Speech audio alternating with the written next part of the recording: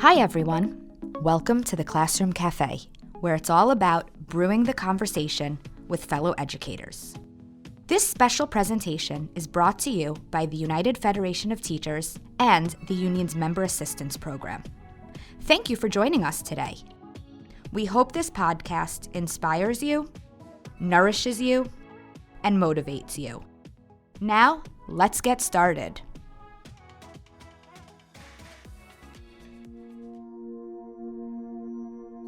Welcome back. We know that the past year and a half has been particularly challenging with many new transitions. We are very excited to kick off a new season of our Classroom Café podcast series. I'm Lindsay Levine, a licensed mental health counselor with the UFT Member Assistance Program. And I'm Janice Acosta, social worker and substance use liaison with the UFT's Member Assistance Program. On this episode, Mike Veny, a mental health speaker, author, and friend to the Member Assistance Program, is going to be talking to us about mental wellness and the world we are living in. He may be a familiar name to you as he's previously joined us on this podcast, but today he's going to touch on topics such as the next normal and supporting people where they are. Hi, Mike. Thank you so much for being with us. Hello. I'm excited to be back here talking with you about mental wellness and the world we are living in. If I'm correct, we actually did this episode with me at the beginning of the pandemic or something like that, and things have changed a lot, and we're going into this new school year now, and I wanted to talk about this term, new normal. We hear a lot. You can see it all over the news. People are talking about the new normal and what that is. And I have been changing that around to think of it as the next normal because it's a constantly changing thing. You know, it really, really is. I mean, just think about it. Just a few months ago, we were thinking, oh, everything's going to open up. Everything's going to open up. And people are starting to get vaccinated. Oh, we can take off the masks. And now we have Delta variant. Are we going to have to shut down again? So the reality is, with the world we live in, what I'm seeing is that the next normal is, well, changing every day. So what tomorrow is going to be different than the following day. And, you know, in one sense, it's very frustrating because we all wish deep down inside we could go back to what we thought of as normal. But one thing I always remind myself is there never really was a normal. I lived in New York City in 2001 when the Twin Towers got hit on September 11th. And I remember during that time thinking, like, what is going on with the world? You know, the world was different at that point, and something changed. And are we ever going to go back to feeling secure again? It just felt like a never-ending thing we were stuck in. But, you know, looking back, it was just evolving into the world we're in right now, you know, and it's a constant thing that's happening. So I think it's important to remember that life was never normal. There were just some things that we were used to, and we're changing how we're going about them now. And this next normal is this reminder that new things are coming up all the time. I might have shared this before, but I'm going to share it again about being in Starbucks once. I like me some Starbucks, and I will be specific so you know in case you meet me. Venti Blonde Roast. And I got my coffee. And, you know, it's an important ritual in the morning. You got to start your day with your coffee. And so I'm actually like walking out of Starbucks with a little green sword thingy in the coffee, whatever that thing is, to stop the spilling. And someone bumps into me and my coffee spills everywhere. I was angry. And, you know, when I asked the question, why did the coffee spill? Well, it spilled because someone hit me. No, it spilled because there was coffee in the cup. And if there was tea in the cup, the tea would have spilled. If it was orange juice, the orange juice would have spilled. You're going to get hit, but what is in the cup is what matters. That's like what you're putting in yourself. So it's really important as we navigate this next normal. I think the most important thing I would encourage you to think about is, how can you stay grounded? How can you stay grounded? I used to love fire drills in school when I was a kid because I always got out of class when I didn't want to be in the class. Fire drill, it was like during math or something usually. I loved it. And then in my school, the way it would happen was there was always that one kid that would be outside as we're trying to wait to go in, and they would be like acting up, and we had to wait for them to behave, and I'm thinking to myself, no, just keep doing your thing so we don't have to go back. But the idea behind a fire drill is very simple. We know what to do in case a fire happens. Hopefully it will never happen. And one thing I think it's important to remind yourself is that we need to have fire drills for things that might come up in life. And we can call that coping ahead. Putting a plan in place in your mind, on paper, what are you going to do emotionally and mentally if we're locked down again? What are you going to do if you become infected with the COVID-19 coronavirus, maybe even again? So it's important to put plans in place so you can be proactive for when the coffee spills. It's going to spill at different points. There's going to be something you read on the news, something that you hear about, something that just happens. And that's the next normal, is that it's constantly changing. And, as humans, we're actually going to get used to that. Now, as we're navigating this next normal, I want to talk about some things around masks and vaccinations as we are recording this, actually. Next week, I have to be in Louisville, Kentucky. I'm the CEO of my company, and my team is coming for a team meeting. We're all meeting in Kentucky in a co-working space, and we're going to get Chick-fil-A delivered and go out to the Brazilian restaurant at night. And, one of the things that came up on my team is I know for a fact that there are some people that are not vaccinated, and there are some people that are vaccinated. Some people are for masks. Some people are not for masks. Some people believe that this is so serious and people need to wise up, and other people think it's still a hoax. So what's really important that I learned was that it was important for me to clarify expectations with each team member around what they needed and expected. And that was important because it gave people an opportunity to feel heard. Now, how can we translate that into the world we live in? As we go into different social situations, whether it be school, whether it be family, people have different expectations. Some people say, I just want to be done with this. Other people, you got to mask up and have 3 layers of masks and stay 10 feet away from me. So I think it's really important to be intentional about clarifying expectations around events, things that you need to do with groups of people. This way, you can understand what you're getting into, and it will make you feel safer, and you'll have the opportunity to hopefully make others feel safer. Maybe there's the expectation of masks, and you don't like to wear masks, but you know what? You know that others are expecting that. It's an opportunity to be a loving person, because I know if you're listening to this, you're a loving person, and wear the mask, And also, if you're a person who absolutely believes in masks, and the situations, masks optional, we're just done with this. Well, you have the choice to say, you know what, maybe this is not going to be a fit for me right now, and that's okay. And so it's really important to just take the time to clarify expectations, but we can do that without shaming someone. I live in New York City, and stuff that comes out of people's mouths. We love to speak our minds here in New York. Love to tell you why you're wrong. And here's the thing, yelling at someone who is going about this differently than you doesn't do anything. I don't know if you noticed that. It doesn't like change anything. So if you encounter a situation where someone maybe is hypothetically not wearing a mask and you think they should be, it's important to remember you can be angry at that. That's your right to be angry at it, but shaming them is not going to do anything other than empower them to feel like they're right, and you're just, being a problem.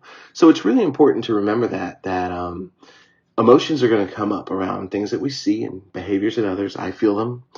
And it's important at the same time to realize that shaming someone, attacking someone, lecturing someone is not going to do anything for them. It's not going to do anything for them. Hopefully this will open the doors for some conversations around this, and people will get the better education that they need. So this time that we are in is very unusual. It's weird. It's uncomfortable. It's not what we want. It's frustrating. And, since the beginning of time, by the way, since the beginning of being human, whenever that was, whatever you believe, we have had the hug, the handshake, and you could see my facial expressions.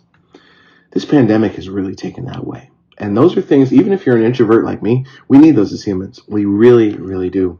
So it's really important more than ever that you are extra vigilant going into this year with self-care. It's really, really, really important to do. And I want to bring up self-care right now. So even though we're talking about the next normal, self-care is this thing that just people can't seem to fully grasp, yet we see it all the time on Instagram. If you go on Instagram right now, every other meme is a self-care meme with somebody in the massage parlor or whatever. Self-care is what you do for your health when you're not in the presence of a medical professional. That's it. And when you take care of yourself, it gives you the resilience to deal with things that come up throughout the day. Brushing your teeth is a form of self-care. Taking a shower is a form of self-care.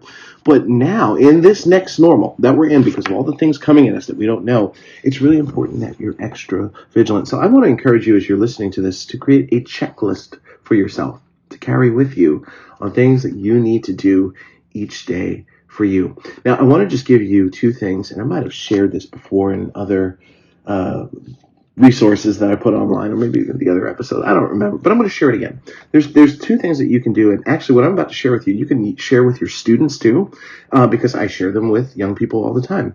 One is you are overwhelmed, just like me. We all got too much going on. In fact, as I'm doing this recording right now, I'm thinking about 5 other things I need to do. That's all of us. We're overwhelmed. When you don't deal with the overwhelm, your body responds with this thing called stress. If you don't deal with the stress, you get tired all the time. That's called exhaustion. And if you can't function because of the exhaustion, that's called burnout. We don't want you to get there. And if you're already there, we want to do our best to pull you back. So it's important you deal with overwhelm. So the fact is we have these open loops on our mind all the time. I got to call this person. I got to text this person. I hate this person. I'm in love with this person. Whatever it is. It's important to take a piece of paper and a pen each day and write down everything that's on your mind. It's called a brain dump. It's very simple to do. In my home, I have yellow legal pads in every room because I have to do brain dumps throughout the day. And I think it's really important to do. When I travel, I carry yellow legal pads in my suitcases because we need to do that. When you do that, you take the overwhelm that's on your mind and put it on paper. And in some small way, you start to take your power back because overwhelm takes our power away. This pandemic has taken our power away. When you get to do that, you start to take your power back. And this is a task that you can give students. When I speak in schools, I give this to them. They all get it. Middle school, elementary school, high school. Take a piece of paper, write down everything that's on your mind. Not just the stuff you need to do. Maybe the book you want to write. Maybe the person that you want to confront. Maybe the dream you had the other night that's just on your mind. Whatever it is, write it down. And I promise you, getting into the habit of that, it's not going to take away your stress completely. I would love to say that. I'd be very wealthy if I could say that. But it's going to make it more manageable. And that's what we want. That's going to help you through this next normal. The other thing that I want to bring up is that as I'm talking about self-care, you might be thinking, well, who's got time for that? I mean, really, like, let's get real. Look, I understand that everyone's situation is different, and I don't know yours. I would be misleading you if I said I did. And some people, even if they try to force it in, they can't. But it's important to do your best. Here is something else you can do for self-care if you feel you have no time. You can do this when you are super busy.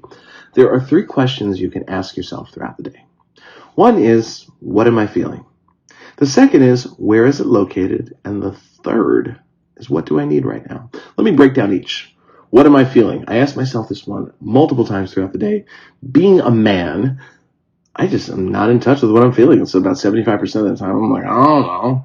But in simply asking yourself, what am I feeling? You start to gain awareness around what's going on inside you. The second question, where is it located? There's a wonderful book on trauma that has taken over the world of education and mental health called The Body Keeps the Score. It talks about how we store emotions in our body. And what that means is, like, when you're angry at your friend and you feel it in your chest, it's not just in your mind, it's in your chest. So learning to identify where in the body you're feeling something can really help you. You could be in the classroom doing this. What am I feeling? Where is it located? The third question, what do I need right now? Well, when you ask yourself that, you might need to get off your phone, get off social media, turn the computer off, get a glass of water, get a hug from someone, pray, meditate. Doesn't matter what it is. But when you start asking those 3 questions to yourself, when you're really, really busy, you start to gain some insight into what's going on with your wellness in the moment, and you can be proactive and do something about it. But I wanted to just be honest with you. All of this takes practice. It's not going to be done overnight. And I can say this to you as a person who has battled mental illness for his entire life. I mean, I've battled it like you wouldn't believe. Mental hospitals, attempted to die by suicide at age 10. Like, I know that world way too well.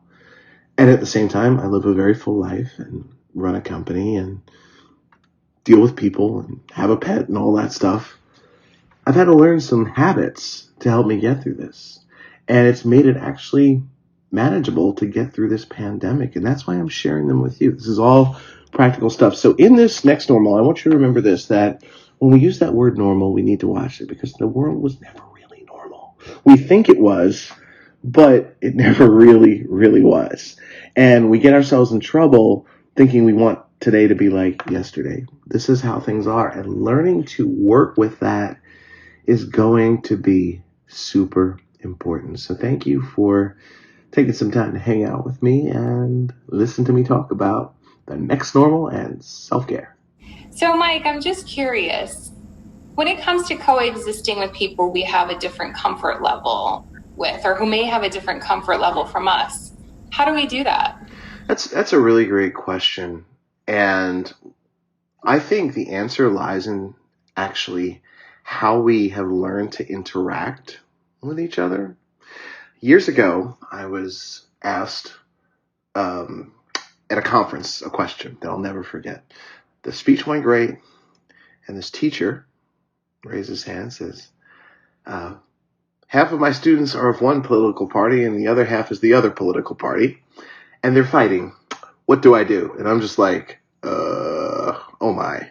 And I thought about it, and here's what I said to him, and I want you to just listen very closely to this. I said, I don't think the problem is politics. I think the problem is a show called Jerry Springer. Now, if you've never seen Jerry Springer, let me explain what would happen. People would fight on this show over stuff. They would take out chairs and like beat each other, all this stuff. And America got addicted to it. Fast forward, that evolved into reality television. And the shows that were successful were the ones where somebody was a problem in the house and causing trouble and fighting. Then let's just fast forward a little more. We brought that to social media. That's how we interact. Oh, you like zucchini? Oh, no, you're a problem. You need to understand broccoli. Broccoli has the best health benefits. What is wrong with you, zucchini? That's just how we interact. So I think it's important to understand that when it comes to comfort level around all of the health stuff we're talking about right now, that it's what it is, but we tend to interact with attacking each other. We think that's how we're doing the right thing if we're yelling and telling someone what we think they need to hear. And keep in mind, I'm a professional speaker. I get paid to do this for a living. Telling someone what they need to hear never works. I can just tell you that right now. It does not work. At the same time, it's important when you feel uncomfortable around someone who might be living differently than you to acknowledge your feelings to yourself. That's the gift of that opportunity, to acknowledge what's coming up for you. Because when you do that, you'll be able to gain some awareness around just more things that you might be feeling at an even deeper level. If you have a therapist, it's a great topic to explore. When you do that, you might be realizing that you feel some fear, not just around the health stuff that's happening, but other things in the world or in your life as well. So ultimately, when you feel discomfort around others who might have a different comfort level than you with living their lives in today's next normal, I believe that the most important thing you can do is get in touch with your own feelings and identify the conversation that's going on inside your mind. The other thing that you can do is if you want to say something maybe that someone's making you uncomfortable. For example, maybe you believe in wearing masks and you're in a situation where someone isn't, and maybe you're immunocompromised and you want to protect your health. These are very important things. How do you go about saying that? The first thing I encourage you to do is pause. Just take a moment to chill and gather your thoughts and think about how to approach it in a way that's not attacking the other person. Letting them know that, look, you don't want to tell them what to do or how to behave or live their life, but you would feel more comfortable because of your own health if they were wearing a mask. Would you be able to do that for me? And chances are when you approach it like that, most people are pretty reasonable and will respond in a positive way to that. The problem is if you go about it with an attack, with yelling at them, just confronting them. So it's really, really important to keep that in mind.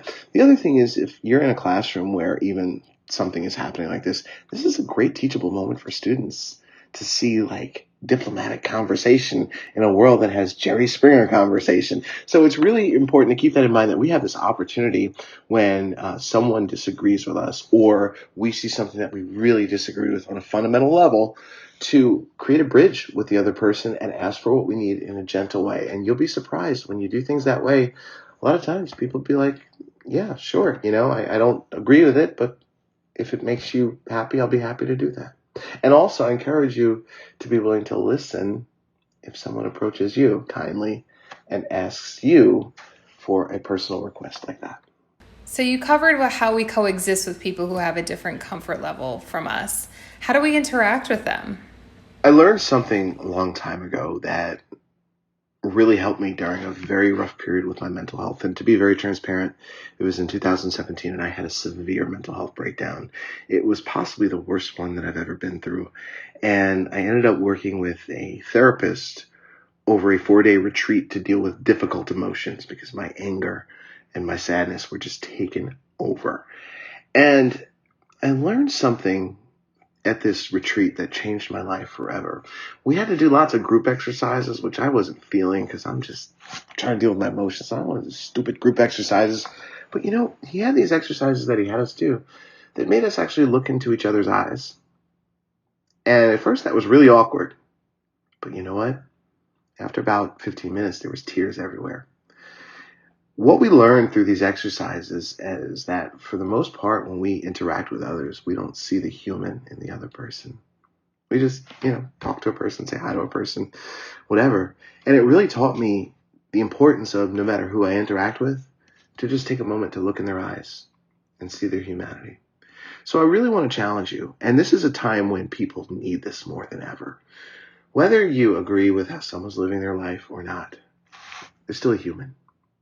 And if you interact with them, it's an opportunity to just look in their eyes for a moment. And don't do it for more than a few seconds. You'll be creepy. We don't want you being weird. Just a few seconds.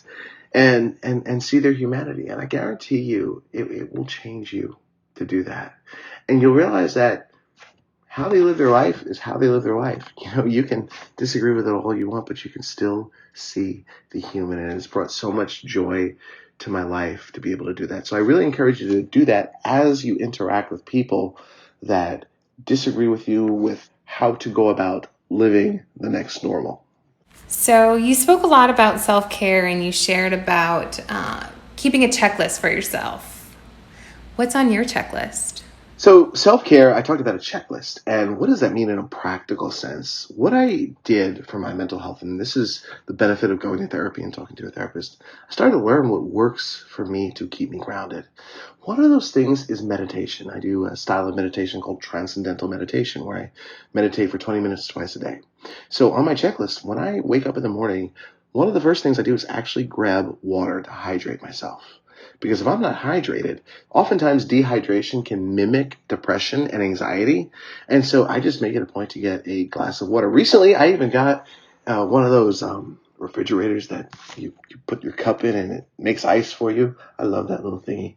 And it's something I look forward to in the morning. So that's important. When I travel all the time.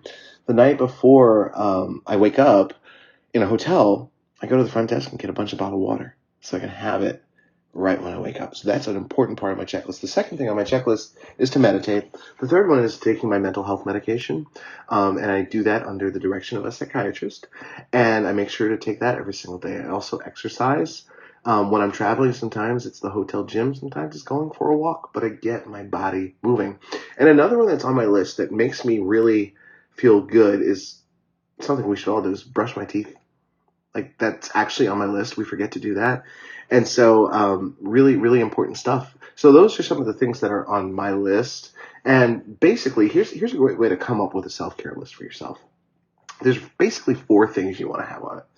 What you do in the morning, what you do in the evening, what you do at the start of the workday, what you do at the end of the workday. So I've been working from home like many of you. And I have a self-care ritual that I do at the end of the workday to let me know that the workday's over. Now, keep in mind, I have two homes that I live in, but I'm in New York City in an apartment, and it's not a very big place. And so to let me know that work is over, self-care thing here, I put my chair under the desk. That means work is done for the day. It's a simple act that lets me know, no, we're done with work for the day. So when you have a self-care checklist, it doesn't need to be complicated. I mean, don't try to put going to the spa every day. I mean, if you got that going on your self-care list, good for you, like send it to me and let me know how you did that. But the idea is to just put certain habits that you know will give you peace of mind, will ground you, and are necessary for your health. That's great, Mike. Thank you. And I think, there's a couple things that you mentioned that all of us can automatically put on our checklist, such as hydrating, brushing your teeth, taking a shower. So that's great. Thank you, Mike. Absolutely. All those things are very important, especially to our self-care. So, Mike, one of the things, you talked about early on when we were talking a little bit about the next normal was coping ahead. Can you speak a little bit more on what coping ahead, is and kind of what does it look like? Coping ahead is going back to the whole fire drill analogy that I gave you. Think about the different quote unquote fires that could happen in your life. Here's an example for me. I have, like many of you, certain people in my life that I just know when I got to deal with them, it's going to mess with my mental health. It's like if I have to interact with them, 2 minutes with them can mess me up for the whole day. Maybe the person might be manipulative. Maybe they're just what I believe to be toxic. Whatever it is, doesn't matter. It could be a family member. It could be a coworker. So one of the ways I learned to cope ahead is by actually pre-writing a script to be able to respond to that type of person in advance. So I know someone who's very manipulative. They always try to belittle me and all that stuff. I have a pre-written script that I look at before I know I'm going to interact with them. So this way, I'm not getting emotional over our interaction. I do what I got to do. They kind of get mad because they can't say anything because my script is pretty good. And they just go away, and it works. So I think it's important to have that. Let's take another example. We're going to be on lockdown again. They're going to lock down everything again. And I hope that doesn't happen. As I'm saying that, I'm hoping not to speak that into existence. But hypothetically, it might happen. And the stress of that on your mind. Wait, I have to do this remote learning thing again. Wait, I have to be stuck at home again. Oh my. Well, guess what? If that does happen, there are things I'm sure that you can put in place to make sure that you get through it as peacefully as possible. That might mean, for example, in your cope ahead plan, well, I still need to get my exercise. The gym's going to be closed. You might need exercise bands or some running sneakers to go out and go for runs. Maybe you're going to need to organize your home a little better so the place where you work is separate from your living space, whatever that is. But the important thing is to think it through. Think about the potential fires that could happen in your life. And we're not going to get every single one. You're not going to get every single one, like no one can. But the more you have in place, the more tools you can rely on when you get hit and your coffee gets spilled. Wow, that analogy really sunk in. I think it's thinking about so many different aspects of our lives that we can plan ahead for as much as we can, right? And I know, so many people listening to this podcast are our educators. And if I could say one thing about educators, they are planners and they're organized. So I think that could really speak to a lot of, who is listening to this right now. So speaking of this whole idea of planning ahead, and I really hope that we do not go on lockdown again, kind of leads me to our last question for you is, how do we keep moving forward with all of the uncertainty and all of the changes that are constantly coming our way? There are two things that I think are key, and keep in mind, this is not coming from a mental health professional. This is coming from a person who has battled this stuff his whole life. Intense mental illness, it's coming from a real place. So this is like street knowledge right here. I think it's just going to be two things. Number one is always just grounding yourself. It's not a one and done thing. It's something you constantly have to do. And the simplest way to start grounding yourself is just pause, be still, Shut off your phone for a little bit. Just pause. We don't do that ever in our society. It's like weird. I tell people about it, they're like, oh, I can't imagine what it'd be like to just sit still for 5 minutes. Well, that's a problem. The mind is not meant to go, and go. And with that kind of pausing, you start to develop boundaries naturally, like not always looking at your mobile device. You don't always need to pick it up. That's a cultural habit. That's not about uncertainty. That's a cultural habit. But the third thing, and I think this is the most important, is that anger, grief, and fear, and I say this a lot, but I think it just needs to be said again. Anger, grief, and fear are just coming up for everybody in different ways. We call those sometimes negative emotions. But the truth is, and this is something that I wish I would have learned a long time ago, is that they're difficult emotions, and actually 3 of the absolute best emotions you could ever have, and you need them for success in life. When you learn to stop pushing your fear away, because a lot of times, we feel fear and we just want it to go away. How do I get rid of my anxiety? That's what people ask all the time. Why do you need to get rid of it? Because you don't like it? Anxiety is one of your greatest teachers. And if you learn to sit with that fear and feel it, fear becomes vision and courage. You need your fear. And grief. Grief is a tough one. And one of my therapists taught me that grief is all about water and wetness, tears, and sometimes the only thing that feels good is maybe a shower or a bath when you're grieving. But when you learn to sit with grief over time, it eventually becomes joy. But you gotta sit with it. If you're going like, I don't want the grief, well, you might be stuck with it for the rest of your life. And then anger, my favorite one of all, and I just want to say this for the record. Anger has become my favorite emotion. It's become the most useful emotion that I can have, and I chase it like so much. And here's the thing that a lot of people don't realize. When we think of anger, we think of hostility and violence. They're 2 different things. So anger doesn't have to be that at all, but when you learn to actually feel your anger and express it in a healthy way, it becomes passion, decisiveness, and successful leadership. So you need to get angry. Bring it on. So learning to chase those emotions, learning to sit with them and not run away is one of the greatest things. And, I got to be very honest with you. Like you, in the beginning of this pandemic, I didn't know what was going to happen. I had my pandemic meltdown. I think we all had one at the beginning at some point, right? Grateful for my therapist. We had sessions once a week. I got to meet with my psychiatrist at least once a month. My mental health support group I got to go to on Sundays over the phone. Taking my medication, it was good in terms of my situation during the pandemic. But the thing was, because I was able to feel my anger, sit with my grief, and deal with my fear, I actually used a certain word that I never thought I'd ever use. The H word. Happy. It happened during the pandemic for the first time in my life. So I challenge you to remember that just because an emotion feels uncomfortable doesn't mean it's bad. And learning to embrace it and sit with it is going to be the lesson of these uncertain times. So thank you so much for listening to me.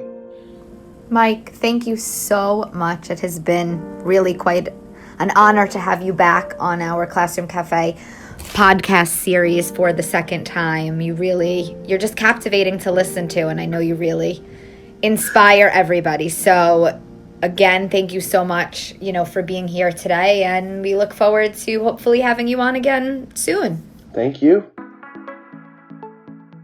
Once again, this special presentation was brought to you by the United Federation of Teachers and the union's Member Assistance Program.